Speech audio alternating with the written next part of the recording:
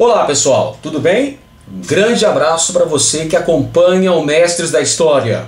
Eu sou o professor Edenilson Moraes e com muito prazer, com muita satisfação, estou aqui para apresentar um curso básico de História de Mato Grosso voltado para a preparação de concursos públicos.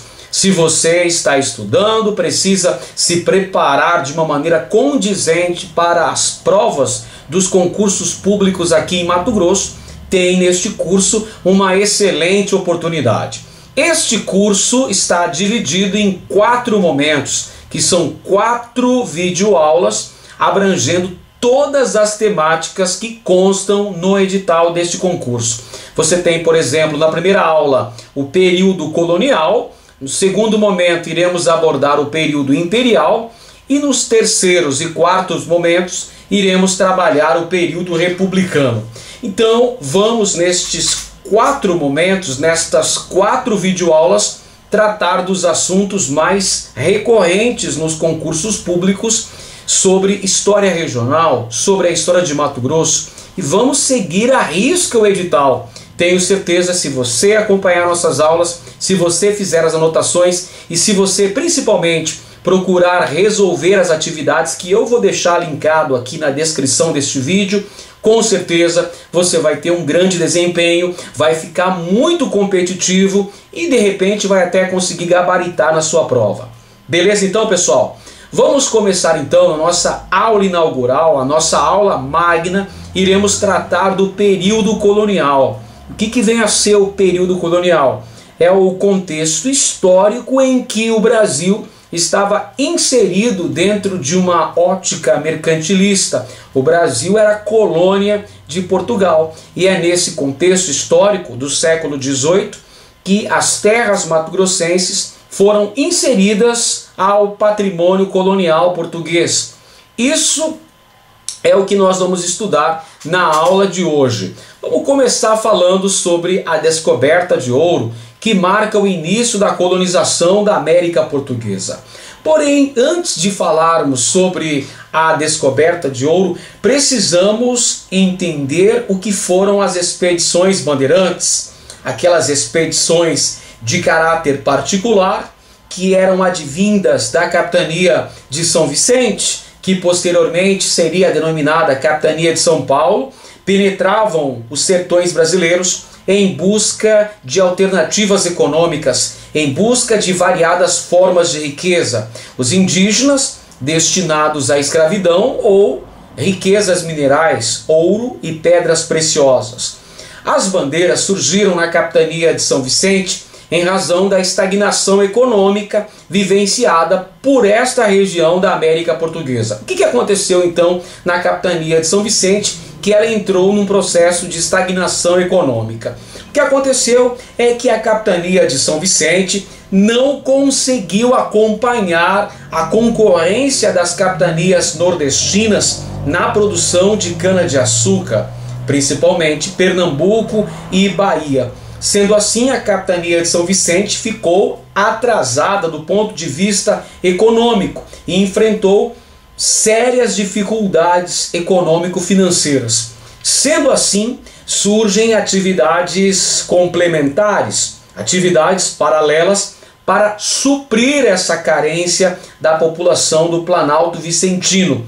Estas atividades paralelas são a agricultura de subsistência e também as expedições bandeirantes, as famosas bandeiras, expedições particulares que buscavam riquezas variadas no interior do território.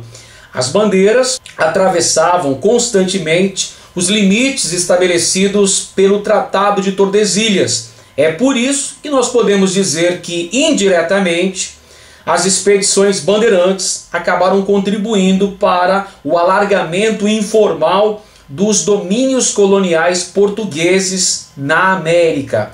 Os bandeirantes acabaram descobrindo ouro no finalzinho do século XVII em Minas Gerais e depois, já no século XVIII, nos territórios que posteriormente seriam denominados Mato Grosso e Goiás. Então você tem aqui como importantes consequências do movimento bandeirante a expansão territorial da América Portuguesa, a descoberta de riquezas minerais, de ouro, de diamantes no interior do território, Minas Gerais, Mato Grosso e Goiás ao longo do século XVIII. Temos também como consequência das bandeiras a destruição de várias etnias indígenas, a escravização de um grande contingente de indígenas, a destruição de missões jesuíticas. Não podemos esquecer que o alvo prioritário das bandeiras de caça ao índio eram as missões jesuíticas. Por falar em bandeira de caça ao índio, cabe aqui ainda elencar as principais modalidades de bandeiras. Tínhamos a bandeira de apresamento ou preação, que era a bandeira de caça ao índio. Destinava-se a essa verdadeira caçada humana para capturar os indígenas e transformá-los em escravos a serem comercializados no Planalto Vicentino. Tínhamos também as bandeiras de sertanismo de contrato, que eram aquelas que eram recrutadas para realizarem determinados trabalhos no interior da colônia. Esses trabalhos poderiam ser a destruição de tribos indígenas que ameaçavam o avanço da colonização, ou até mesmo o combate e a destruição de comunidades quilombolas, a destruição dos quilombos, como foi o caso da destruição do famoso Quilombo dos Palmares, na Serra da Barriga. Foi uma bandeira de sertanismo de contrato, chefiada por Domingos Jorge Velho, quem destruiu este importante símbolo da resistência negra contra a escravidão no Brasil colonial. Tínhamos ainda as bandeiras de mineração, também chamadas de bandeiras de prospecção, que evidentemente dedicavam-se à busca de metais preciosos, ouro, diamantes, por exemplo. E tínhamos uma outra modalidade muito importante de bandeiras, que eram expedições comerciais, que utilizavam-se basicamente dos caminhos fluviais, ou seja, da bacia hidrográfica que drena esta porção central do continente sul-americano. Eu estou falando das monções, e posteriormente a gente vai conversar um pouquinho mais sobre as características desta expedição comercial, que também pode ser elencada aqui nesta lista, neste rol dos tipos principais de bandeiras. E os bandeirantes, em suas andanças pelos sertões, também passaram pelos territórios que posteriormente seriam denominados de Mato Grosso. Os primeiros bandeirantes a chegarem ao território mato-grossense foram, respectivamente, Manuel de Campos Bicudo e Bartolomeu Bueno da Silva, que passaram por estas paragens no último quartel do século XVII, ali entre 1673 e 1682. Era uma bandeira de apresamento indígena, mas que tinha um objetivo também que acalentava o sonho dourado de encontrar a Serra dos Martírios, que a propósito nunca foi descoberta. Estes bandeirantes em questão, o Manuel de Campos Bicudo e o Bartolomeu Bueno da Silva, acabaram contribuindo para a fundação do Arraial de São Gonçalo Velho, que deu origem ao atual bairro de São Gonçalo Beira Rio, a comunidade ribeirinha de Cuiabá, hoje São Gonçalo Beira Rio, vem lá no final do século XVII da fundação desse arraial, o Arraial de São Gonçalo Velho.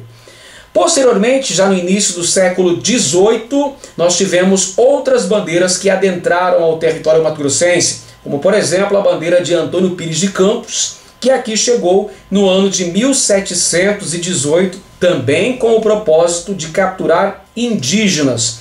Esta bandeira vai travar guerra contra os índios Cochiponé, os índios que habitavam as regiões limítrofes ao rio Cochipó. Na verdade, são os índios Bororo.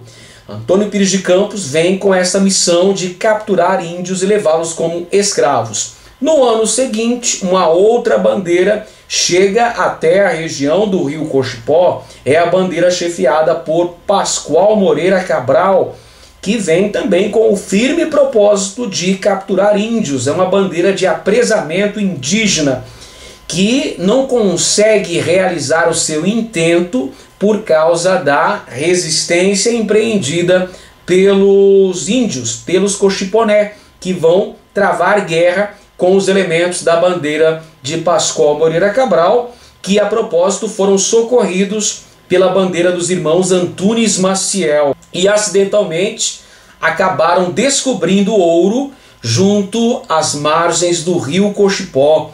É o primeiro veio aurífero encontrado em terras mato-grossenses. Corria o ano da graça de 1719 e os elementos da bandeira de Pascoal Moreira Cabral descobriram de forma fortuita, de forma acidental, este primeiro veio aurífero. Pouco depois, o chefe da bandeira, Pascoal Moreira Cabral, acabou fundando o Arraial da Forquilha, no local exato da confluência dos rios Cochipó e Motuca. Este arraial que vai ser originado na região em razão da descoberta de ouro no rio Cochipó, foi erigido sob a proteção de Nossa Senhora de Penha de França. E a população local acabou escolhendo Pascoal Moreira Cabral para ocupar o cargo de guarda-mor regente das minas do Cochipó. Mas a coroa portuguesa acabou não ratificando o nome de Pascoal Moreira Cabral, como veremos a seguir. Entre as principais consequências da descoberta de ouro, do primeiro veio aurífero em terras mato-grossenses, as lavras do Cochipó, nós tivemos um aumento significativo do interesse português e bandeirante nas terras mato-grossenses. Veja bem, até a descoberta do ouro, 1719, o interesse dos bandeirantes basicamente era na preação indígena, no aprisionamento dos indígenas existentes em grande quantidade nesta região. Porém, após a descoberta das lavras do Cochipó Mirim, evidentemente que isso promoveu um aumento dos interesses metropolitanos e também dos interesses paulistas nas terras mato-grossenses. Isso acabou aguçando a cobiça, o desejo pela riqueza, o desejo pelo ouro, a busca de enriquecimento. E isso, invariavelmente, acabou gerando uma série de conflitos com os povos indígenas, habitantes primordiais do território. A descoberta de ouro nas lavras do Cochipó Mirim acaba significando, por extensão, uma espécie de fundação das minas cuiabanas. A ata que foi redigida no momento em que se descobriu ouro junto às margens do rio Cochipó acaba significando uma espécie de certidão de nascimento das minas cuiabanas.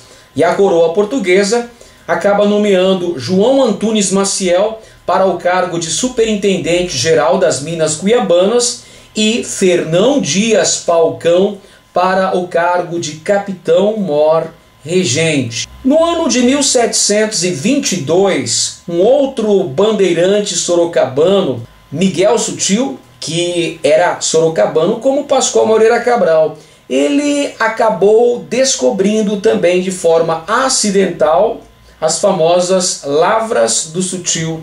Essas lavras do Sutil foram encontradas junto ao córrego da Prainha, na área central do atual município de Cuiabá, onde fica a famosa Avenida da Prainha, a Avenida Tenente Coronel Duarte, nas proximidades da Igreja de Nossa Senhora do Rosário e Capela de São Benedito.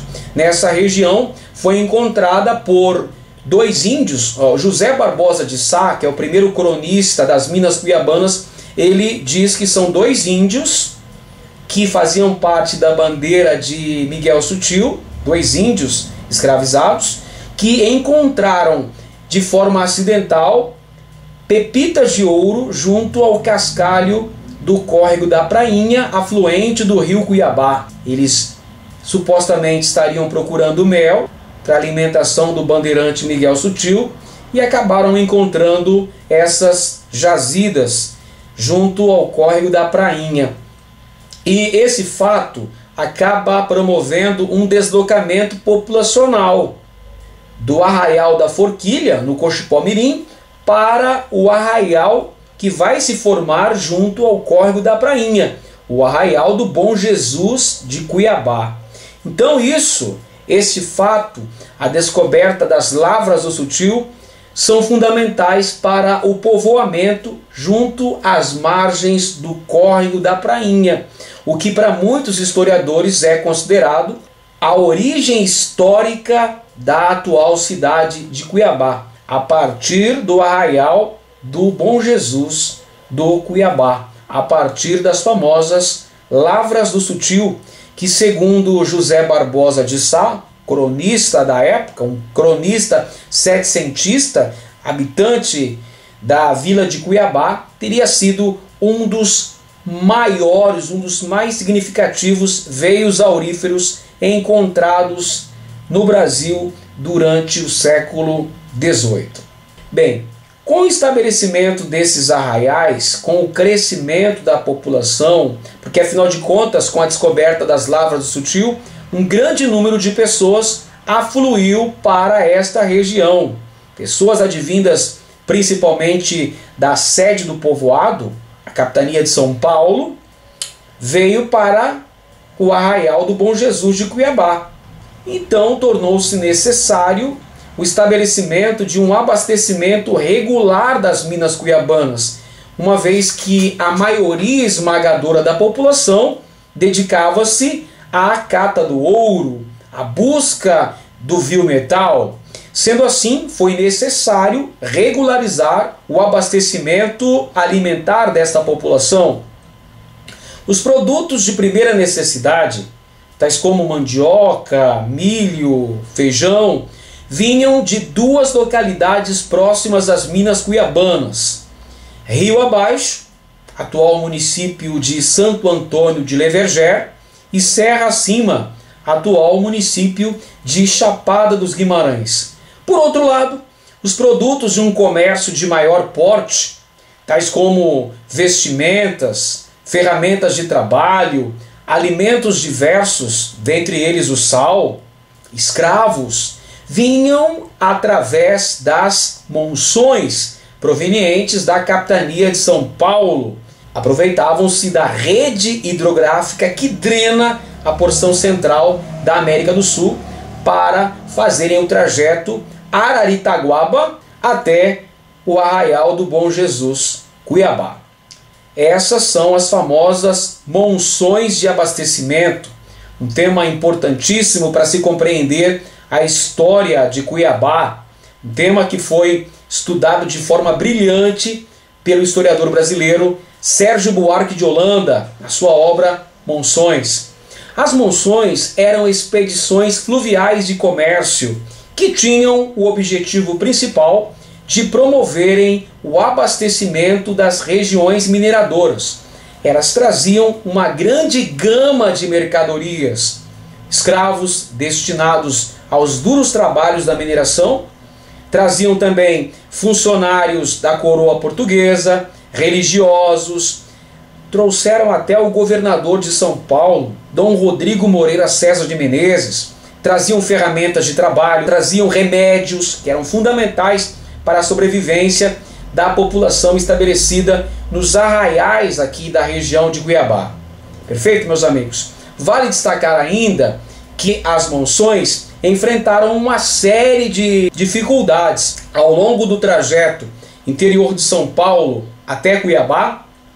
Várias vicissitudes eram enfrentadas pelos monçoeiros: trechos de cachoeira, perda de parte da carga trazida pelas monções nos grandes batelões. Eles enfrentavam algumas doenças, ataques indígenas, enfim, uma série de problemas precisavam ser sanados ao longo do percurso São Paulo-Cuiabá.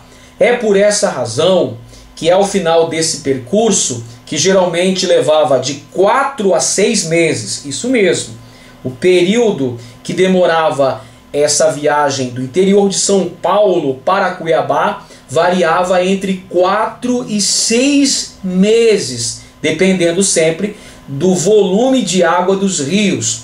É por essa razão, meus amigos, que quando as mercadorias chegavam às minas cuiabanas, elas possuíam um preço muito inflacionado, preço exorbitante, e a maioria esmagadora da população não tinha condições de comprar tais mercadorias. Porém, é preciso destacar que as monções eram o meio mais eficaz de se estabelecer uma comunicação entre a capitania de São Paulo e as minas cuiabanas, e elas foram importantíssimas no intercâmbio de mercadorias e de pessoas ao longo do século XVIII aqui no território mato-grossense. O governador de São Paulo, Dom Rodrigo Moreira César de Menezes, veio residir em Cuiabá com o objetivo de estabelecer o poder metropolitano nesta região, o objetivo de controlar a extração aurífera, de implantar os mecanismos de controle de tributação sobre a extração de ouro em Mato Grosso. Mas antes de fazê-lo, Dom Rodrigo César de Menezes, governador da capitania de São Paulo, tratou de retirar de seu caminho possíveis entraves, possíveis focos de oposição. E quem é que poderia representar uma oposição ao representante do rei de Portugal na capitania de São Paulo? Ora, os ricos comerciantes e mineradores que tinham grande prestígio político e econômico nas minas cuiabanas. E quem eram eles? João e Lourenço Lemes, os famosos irmãos Lemes. João Leme, Lourenço Leme. Então o governador de São Paulo sabia que para concretizar o seu intento, que era implantar uma série de impostos, implantar uma tributação, uma fiscalização rigorosa nas minas cuiabanas, ele não poderia ter oposição, pois focos de oposição poderiam significar a organização de revoltas contra o poder metropolitano. Então ele tratou de retirar essa possível ameaça do seu caminho. A princípio, o governador de São Paulo tentou cooptar os irmãos Leme, tentou convencê-los a trabalharem para a coroa portuguesa. Diante da negativa da oferta, ele procurou prender os irmãos Leme. Ordenou a prisão da monção dos irmãos Leme no interior de São Paulo, e acabou isso contribuindo para a morte de um dos irmãos nessa emboscada para prendê-los. O outro acabou preso e remetido para Salvador, onde foi julgado e sumariamente punido com a forca. Desta maneira, Dom Rodrigo César de Menezes retirou do seu caminho dois possíveis opositores. E aí ele vem para Cuiabá, ele vem para residir em Cuiabá e fiscalizar in loco a extração aurífera e o recolhimento dos impostos devidos para a coroa portuguesa. Você já deve ter percebido que as minas cuiabanas estavam circunscritas à capitania de São Paulo. As minas cuiabanas pertenciam à capitania de São Paulo. É por isso que o governador paulista, Dom Rodrigo César de Menezes, veio residir em Cuiabá. Houve um grande interesse metropolitano por estas minas, principalmente após a descoberta das minas do Sutil, no córrego da Prainha. Sendo assim, em 1726, numa grande monção que trouxe aproximadamente 3.000 pessoas, era uma monção composta por 300 canoas, cerca de 300 batelões, essas embarcações indígenas que faziam parte das monções. Trouxe não apenas o governador da capitania de São Paulo, mas também toda a burocracia metropolitana da capitania de São Paulo. Por essa razão, nós podemos dizer que, de certa forma, houve uma transferência, mesmo que provisória, da capital da capitania de São Paulo para Cuiabá. Assim que chega ao arraial do Cuiabá, Dom Rodrigo César de Menezes eleva este arraial à condição de vila, com o pomposo nome de Vila Real do Senhor Bom Jesus de Cuiabá. Isso ocorre em 1º de janeiro de 1727. Por que razão Cuiabá ganhou o status de vila? Isso é um prêmio pela elevada extração do ouro nestas terras. Perfeito, meus amigos? Um outro aspecto que facilitava a comunicação entre Cuiabá e São Paulo foi a famosa Estrada Boiadeira, ou Caminho de Goiás, que se tornou numa alternativa viável de acesso às minas cuiabanas após 1726 e que tem como consequência principal a entrada nas terras cuiabanas das primeiras cabeças de gado. Portanto, o Caminho de Goiás, ou Estrada Boiadeira, contribuiu para o desenvolvimento da pecuária extensiva, aproveitando-se da abundância de campos nativos existentes na região. Nós vamos ter então a primeira fase da pecuária em terras mato-grossenses, com uma produção voltada basicamente para o abastecimento interno, uma produção evidentemente de baixa produtividade.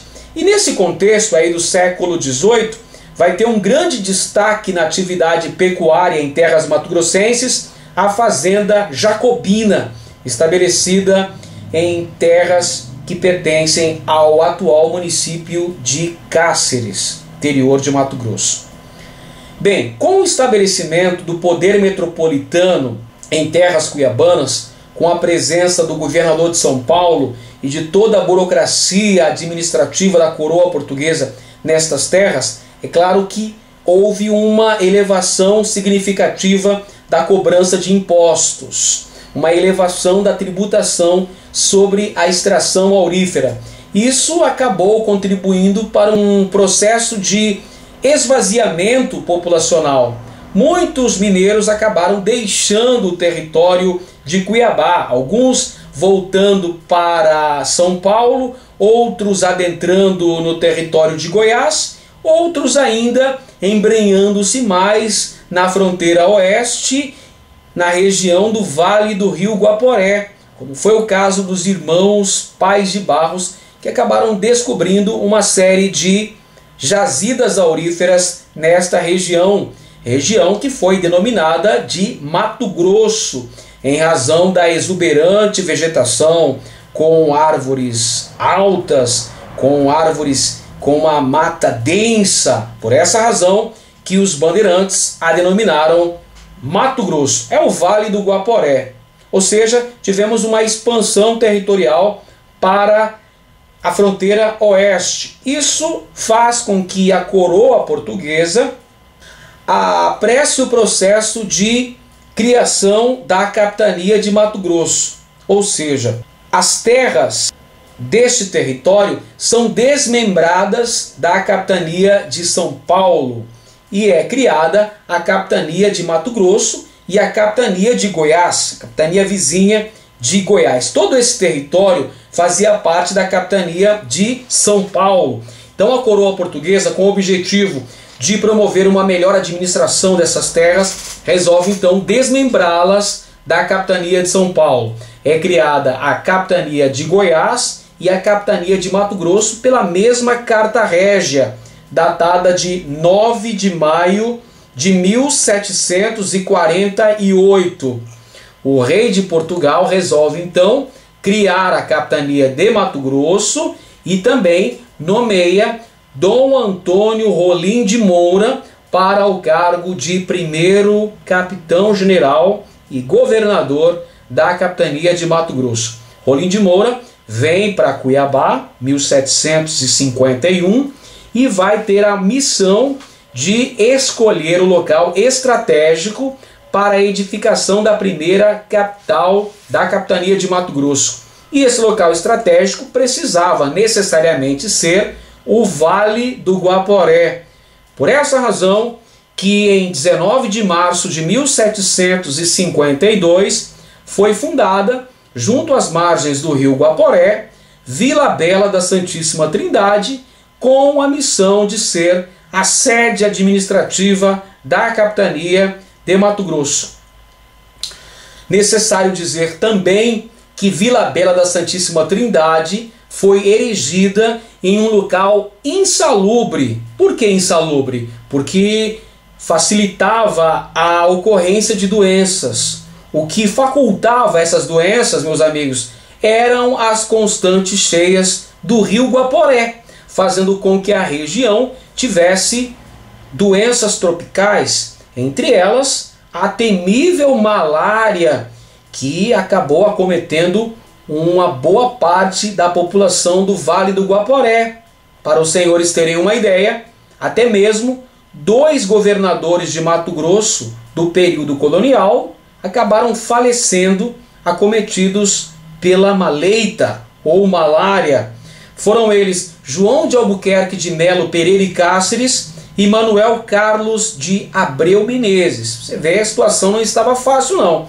Até 2 capitães generais morreram vitimados pela malária na capitania de Mato Grosso. Isso explica o fato de que os últimos capitães generais de Mato Grosso passavam mais tempo residindo em Cuiabá do que propriamente lá em Vila Bela. Vila Bela, a capital de direito, mas Cuiabá, a capital de fato da capitania de Mato Grosso. Mas voltando aqui ao estabelecimento de Vila Bela, às margens do rio Guaporé, vale dizer que a missão era transformar Mato Grosso no antemural da colônia. O que significa isso? Significa que Mato Grosso e a sua população teriam a missão de defender a fronteira oeste da América Portuguesa, ficar de frente para o inimigo, para as províncias de Mochos e Chiquitos, que faziam parte do vice-reino do Peru, domínio espanhol na América do Sul.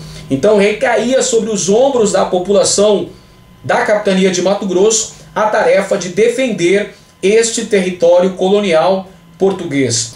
Para se consolidar o abastecimento de Vila Bela da Santíssima Trindade, a coroa portuguesa, através do ministro plenipotenciário de Portugal, Sebastião José de Carvalho e Melo, o famoso Marquês de Pombal, criou a Companhia de Comércio do Grão-Pará e Maranhão, com o objetivo específico de promover o abastecimento de Vila Bela da Santíssima Trindade. A Companhia de Comércio do Grão-Pará e Maranhão faria então um intercâmbio comercial entre as capitanias do Grão-Pará e Mato Grosso, fazendo a ligação econômica entre a Vila de Santa Maria do Belém do Pará e a Vila Bela da Santíssima Trindade. Esta companhia teve um período curto de vigência. Ela funcionou entre 1755, data de sua criação, e 1778, data em que foi decretada a falência desta companhia. Um dos fatores que levaram à falência da Companhia de Comércio do Grão-Pará e Maranhão foram as pesadas dívidas acumuladas pela população de Vila Bela em relação a esta empresa comercial.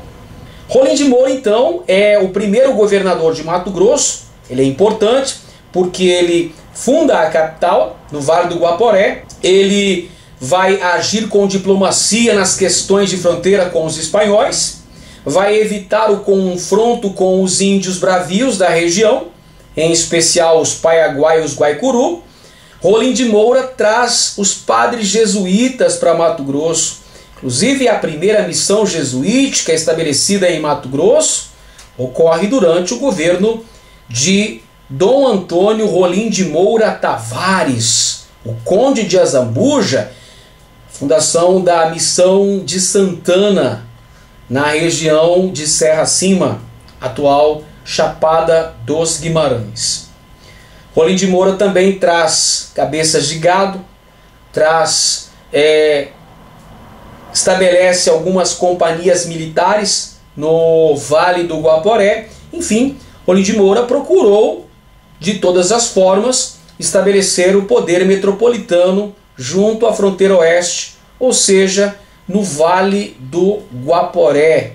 Então esta capitania de Mato Grosso, criada pela Carta Régia de 9 de maio de 1748, possuía um território imenso que corresponde aos atuais estados de Mato Grosso, Mato Grosso do Sul e a maior parte do território de Rondônia. Portanto, os primeiros governadores da capitania de Mato Grosso tiveram grandes dificuldades em administrar este imenso território.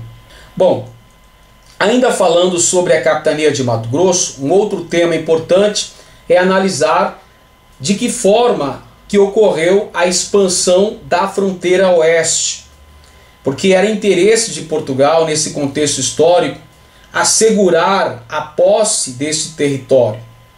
Nesse contexto da primeira metade do século XVIII, Portugal e Espanha estavam iniciando o processo de conversação para promoverem a assinatura de novos tratados de limites. Afinal de contas, a América Portuguesa havia passado por um processo de expansão territorial que em larga medida foi promovida pela ação dos bandeirantes. Então, nesse contexto, são assinalados vários acordos políticos, vários acordos diplomáticos envolvendo as coroas ibéricas. Dentre eles, o principal é o Tratado de Madrid, assinado em 13 de janeiro de 1750, que teve a atuação brilhante do jurista Alexandre de Gusmão, que acabou assegurando para Portugal a posse da região amazônica e também da fronteira oeste, Mato Grosso, que definitivamente foram colocados naquele momento como possessão colonial portuguesa na América. O processo de consolidação dessa expansão territorial, dessas fronteiras em terras mato-grossenses, se deu com o florescimento de vários núcleos populacionais. A Vila de Cuiabá, depois a Vila Bela da Santíssima Trindade, surgimento de outras vilas como Casal Vasco, por exemplo, e posteriormente, durante a gestão de Luiz de Albuquerque de Melo Pereira e Cáceres, o estabelecimento de Vila Maria, futura Cáceres, Albuquerque, o estabelecimento de fortificações militares que foram fundamentais para esse processo que assegurou para a coroa portuguesa o domínio deste território colonial. Dom Antônio Rolim de Moura, que é o primeiro capitão-general da capitania de Mato Grosso, ele promoveu a concessão de Sesmarias como alternativa para garantir a consolidação desses núcleos populacionais e assegurar para a coroa portuguesa a posse deste território, a consolidação deste território, pois nesse momento estavam sendo assinados os tratados de limites entre Portugal e Espanha. Veja só um detalhe interessante. Em 1750, como eu já falei anteriormente, foi celebrado o Tratado de Madrid. Em 1752 foi fundada a Vila Bela da Santíssima Trindade, junto às margens do Guaporé. Isso não é uma coincidência, meus amigos. A fundação de Vila Bela é justamente com o propósito de se efetivar o uti possidetis, o princípio utilizado na defesa dos interesses portugueses por ocasião da assinatura do Tratado de Madrid foi justamente o princípio do direito romano do uti possidetis. Quem ocupa tem a posse. Ainda analisando essa questão de consolidação das fronteiras durante o século XVIII, é importante destacar a ação do capitão-general Luiz de Albuquerque de Melo Pereira e Cáceres, pois este foi o mais importante governante da capitania de Mato Grosso ao longo do período colonial, pois ele não envidou esforços de realizar uma brilhante administração e consolidar a posse e a defesa desse território da fronteira oeste para a América Portuguesa. Pois bem, meus amigos, esse território, portanto, foi efetivado como território colonial português pela assinatura do Tratado de Madrid, 1750, ocasião em que foi trazido para a capitania de Mato Grosso um grande monumento em forma piramidal que simbolizava a divisa dos territórios coloniais portugueses e espanhóis aqui na América do Sul. É o famoso Marco do Jauru. Foi trazido diretamente da Europa para simbolizar o limite entre as possessões coloniais das duas coroas ibéricas. E esse Marco do Jauru foi colocado junto à barra do rio Jauru, ou seja, na foz do rio Jauru, simbolizando ali onde terminava o domínio de um e onde começava o domínio colonial de outra nação ibérica. Atualmente o Marco do Jauru está na Praça Rio Branco, em frente à Catedral de São Luís de Cáceres, na cidade de Cáceres, e é patrimônio cultural mato-grossense. Bom, Luiz de Albuquerque de Melo Pereira e Cáceres foi sem dúvida, mas sem dúvida mesmo, o mais importante governante de Mato Grosso ao longo do período colonial, porque ele estabeleceu a fundação de várias vilas coloniais e de várias fortificações militares, justamente em posições geopoliticamente estratégicas. Veja só, ele estabeleceu a fundação de Vila Maria tendo esse nome em homenagem à rainha de Portugal, Dona Maria I. Vila Maria é a atual Cáceres, a princesinha do Paraguai.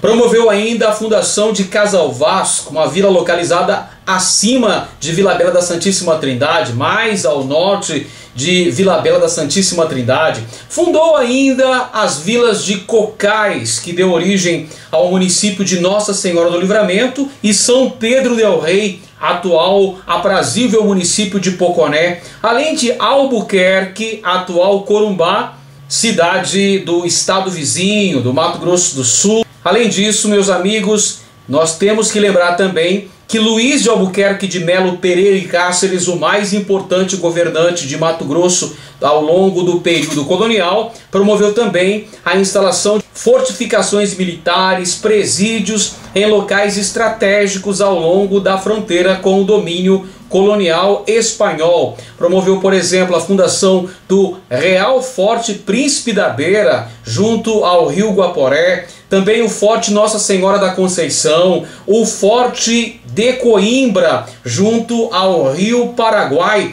e ainda o Forte Iguatemi, junto ao rio Paraná. Como os senhores perceberam, era grande função de Luiz de Albuquerque de Melo Pereira e Cáceres dotar a capitania de Mato Grosso de total estrutura de proteção militar. Por isso foram construídas todas essas vilas e principalmente as fortificações militares fundamentais para a defesa do território. Bom, ainda estudando os temas referentes ao período colonial mato-grossense, não podemos deixar de mencionar os constantes conflitos ocorridos entre os portugueses e os espanhóis, os conflitos envolvendo as lideranças da Igreja Católica e os conflitos com os povos indígenas.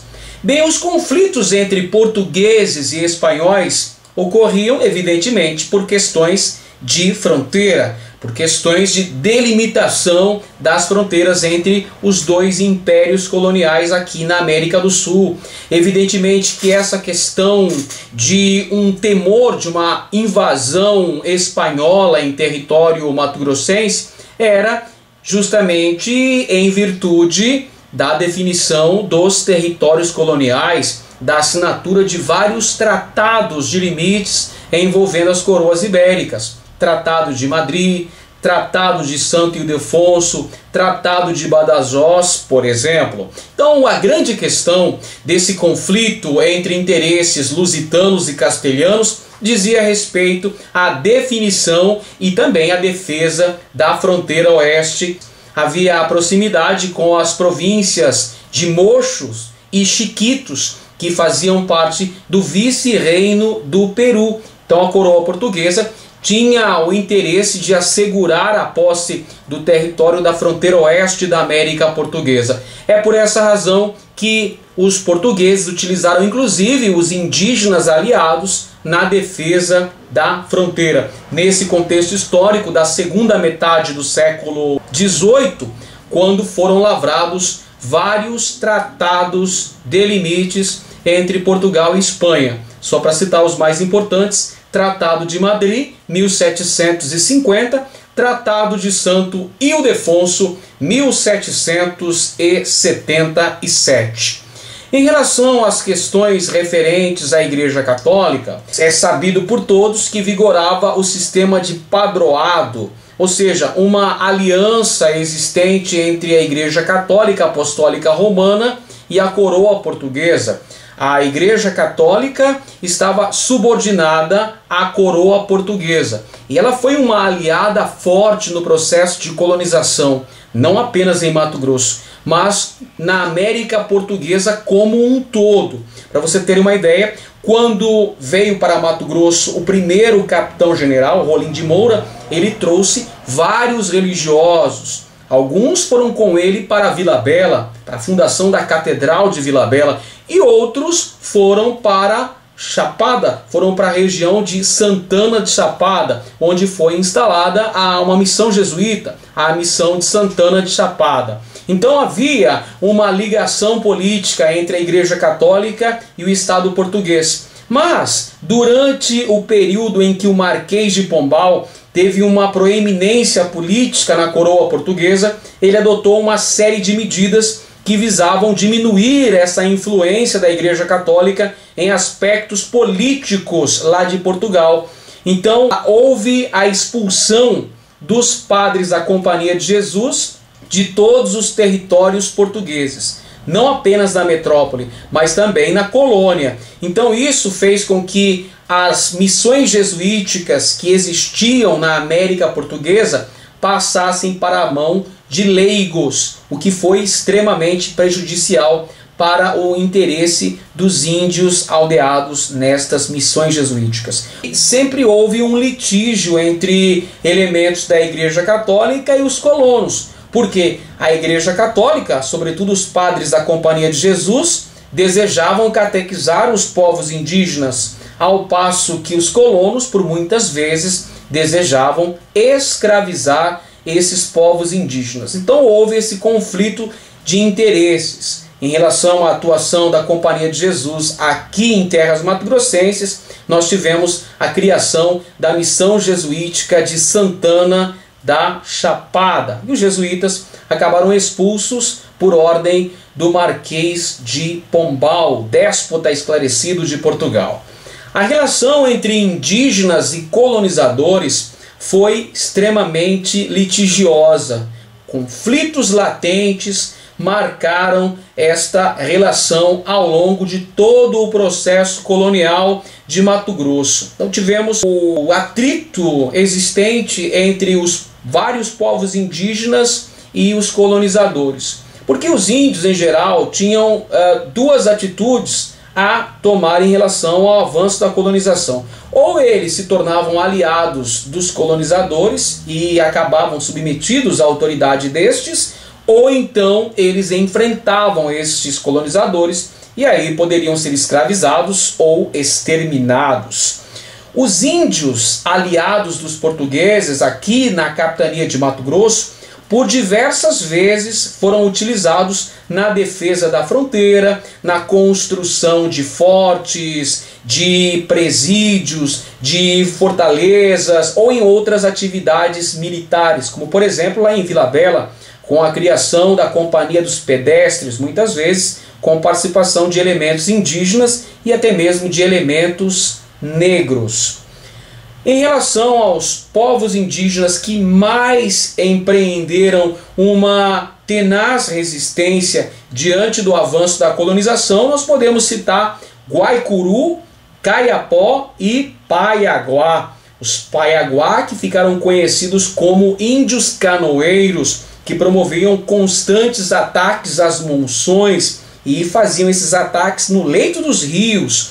Por essa razão que a coroa portuguesa acabou decretando guerra justa para exterminar os Paiaguá, que representavam uma ameaça à existência das monções de abastecimento para a capitania de Mato Grosso. Outra nação de destaque no aspecto da resistência indígena foram os Guaicuru, os famosos índios cavaleiros do Pantanal, que enfrentavam os colonizadores. Por essa razão, a coroa portuguesa adotou medidas visando o extermínio dessas nações que empreendiam resistência voraz ao avanço da colonização nas terras mato-grossenses. Bem, é sabido por todos que a primeira atividade econômica desenvolvida nestas terras foi a mineração, com a descoberta de ouro primeiro no Cochipó, bandeira de Pascoal Moreira Cabral, depois a bandeira de Miguel Sutil descobriu ouro junto ao córrego da Prainha, as famosas Lavras do Sutil. Posteriormente foram descobertas também minas na região do Vale do Guaporé e foram descobertas também minas de diamantes. A extração de diamante, a propósito, foi proibida pela coroa portuguesa em Mato Grosso, porque a coroa portuguesa temia que a descoberta de diamantes pudesse promover um deslocamento populacional para essas áreas diamantíferas, o que iria inviabilizar a defesa da fronteira oeste. Naquele momento histórico, Portugal queria concretizar a posse da fronteira oeste da América Portuguesa. Por isso houve a proibição da extração de diamantes na capitania de Mato Grosso no século XVIII. Mas a mineração do ouro, ela teve vida muito curta em Mato Grosso. As razões que explicam esse rápido declínio da extração de ouro são o fato, primeiro, de ser ouro de aluvião, ouro de superfície, encontrado aí junto ao cascalho, nas margens dos rios e córregos. Segundo fato, a ausência de técnicas mais sofisticadas de extração. Outro fato importante foi a exorbitante tributação metropolitana implantada sobre a extração aurífera nas terras mato-grossenses. Isso faz com que já na segunda metade do século XVIII a extração de ouro estivesse praticamente em estágio de esgotamento. Nesse ínterim surgem atividades alternativas, atividades paralelas, tais como a lavoura de subsistência, existente nas imediações de Cuiabá e também de Vila Bela, também o cultivo de cana-de-açúcar e o estabelecimento de vários engenhos de cana-de-açúcar no território da capitania de Mato Grosso. Por exemplo, o engenho de Antônio de Almeida Lara, que foi erigido, que foi construído lá em Santana da Chapada. Tivemos também vários engenhos de cana-de-açúcar estabelecidos na vila de Cuiabá. E a pecuária, meus amigos, também não podemos esquecer da pecuária. Pecuária extensiva, que teve um exemplo da Fazenda Jacobina, em Cáceres. A pecuária com a produção voltada exclusivamente para o consumo interno. Pois bem, meus amigos, essas são as principais características do período colonial. Faltou ainda falar sobre a escravidão, as modalidades da escravidão utilizada em Mato Grosso, mas isso não se preocupe, eu irei falar na aula sobre o período imperial. Um grande abraço a todos e até a próxima aula.